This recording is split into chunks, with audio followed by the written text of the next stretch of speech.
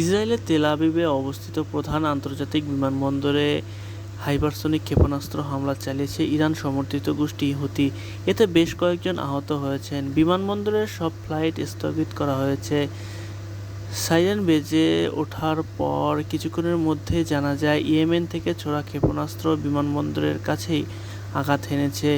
Israeli প্রতিরক্ষা বাহিনী IDF নিশ্চিত হয়েছেন বিমানবন্দর এলাকায় আঘাত হানা ইয়েমেনি ব্যালিস্টিক ক্ষেপণাস্ত্রটি প্রতিহত করতে ব্যর্থ হয়েছেন তারা।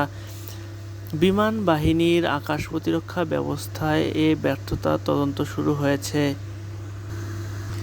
IDF-এর এক মুখপাত্র জানিয়েছেন, বিস্ফোরণের প্রভাবের রিপোর্টও পাওয়া গেছে এবং 2 সেনা সদস্য নিহত ও বেশ কয়েকজন আহত হয়েছেন। এ ঘটনার তদন্ত চলছে। বর্তমানে নিরাপত্তা বাহিনী ও অনুসন্ধান দল ঘটনাস্থলে অভিযান পরিচালনা করছে। অনেকেই বলছে ইয়েমেন যদি সত্যি হাইপারসনিক ক্ষেপণাস্ত্র দিয়ে ইসরায়েলের অভ্যন্তরে আঘাত হানে, তাহলে তা এক নতুন সামরিক বাস্তবতার সূচনা করবে। ইসরায়েলের বিমান প্রতিরক্ষা ব্যবস্থা সাবসনিক ও সুপারসনিক গতির ক্ষেপণাস্ত্র প্রতিরোধ করতে সক্ষম, কিন্তু হাইপারসনিক ক্ষেপণাস্ত্র প্রতিহত করা এখনও অনেক দেশের জন্যই অনেক কঠিন।